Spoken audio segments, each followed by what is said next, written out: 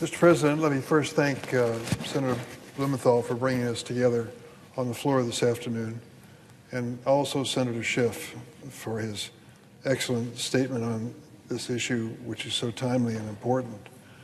I speak to this issue in an unusual personal position. My state, my home state of Illinois, the state that I am elected to represent in the Senate, a state that I love, is under siege by this administration. If you think I'm exaggerating, imagine, if you will, for a moment, a president who's decided to declare that your town, your state, is somehow on his list to face punitive action by the delegation of military force. That's what's happening in Illinois. That's what's happening in Chicago. This last Saturday, we had the No Kings rallies across the United States. Millions of Americans took the time to peacefully protest this administration's policies. In Chicago, I cannot tell you the number of people in the crowd because no one is sure. I'm sure it was over 100,000.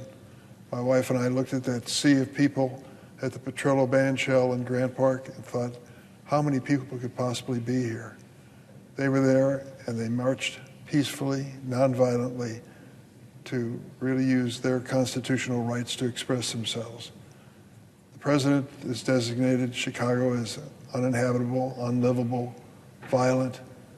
It's just a fraud and a lie. It's not true. Does Chicago have its problems? You bet it does. So does a city in the state of California or Connecticut or even Utah. Each of our cities has its challenges, and there will always be someone who will break the law and disappoint you. But to argue that the city is dangerous and needs to be occupied by National Guard troops from Illinois and the state of Texas is completely wrong. I recall that the president was right in one respect. 2 weeks ago, there were people running through the streets of Chicago. 53,000 of them, as a matter of fact, in the Chicago Marathon, and thousands of others who came there to witness it and cheer them on. It was a beautiful scene on a Sunday morning and afternoon in the city of Chicago. And it certainly didn't tell the story that President Trump and others are trying to tell about the city.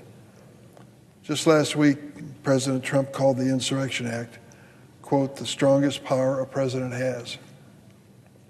President Trump is known for exaggerating, but this time he wasn't. In his hands, the hands of a man who wants to be king, who nearly every day undermines checks and balances in the Constitution, the Insurrection Act, as it stands today, would serve as yet another tool for dangerous executive overreach. Since its enactment in the 1800s, presidents of both parties have relied on the Insurrection Act selectively. And as we've discovered over time, the law is dangerously outdated, vague, and vulnerable to abuse if wielded by a president who refuses to act in good faith. President Trump talks frequently about so-called, quote, enemy within in the United States. He has no qualms about spreading baseless lies about a rebellion or an emergency in American cities to justify his abuse of power. Whether it is unleashing federal agents to detain people based on the color of their skin in Chicago, or improperly deploying Marines for civil law enforcement in Los Angeles, you see example after example. The founders of this nation designed the Constitution to protect generations of Americans from abuses unfolding before our eyes today. To prevent presidents from using the military as a weapon of tyranny, the framers of the Constitution constrained the role of the military in civilian affairs, gave Congress control over when the military may be deployed, and barred the federal government from usurping state powers.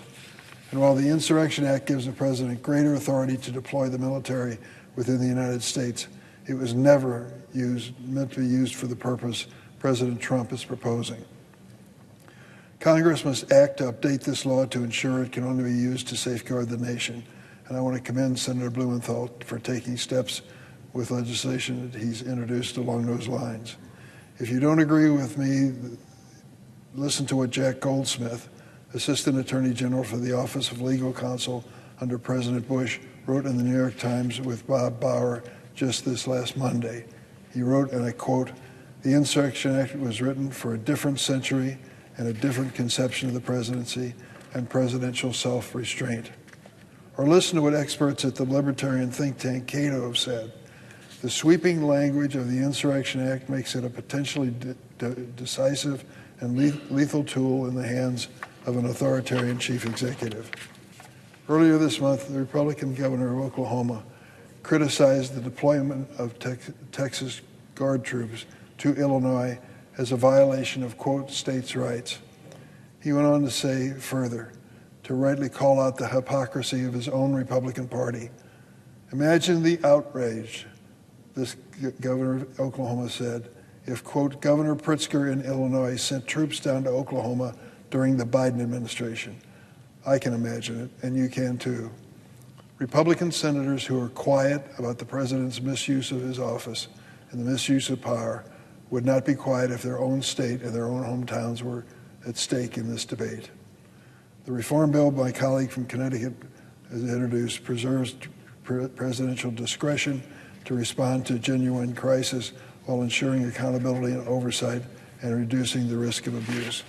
Mr. President, I don't exaggerate when I tell you that having spent my life in government service, I am more worried now than I've ever been about the fate of this republic. When I see the possibility of the use of the Insurrection Act by this president, I worry that our democracy will struggle to survive.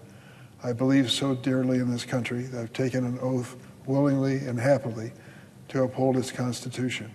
I've turned to military leaders under President Trump's first term that I respected, like General Milley, and asked him basic questions such as, given a choice, are you going to take your orders from the Commander-in-Chief or from the Constitution? He said, always the Constitution. We have a lot at stake now in this national debate. It's about a lot more than who gets the morning headline and who wins the next election. What is at stake is the future of our democracy, and this Insurrection Act can be misused by this president in ways that are unimaginable. We've seen evidence of it already in my state of Illinois and city of Chicago. I thank the senator from Connecticut for leading us in this conversation that must continue, and I yield the floor.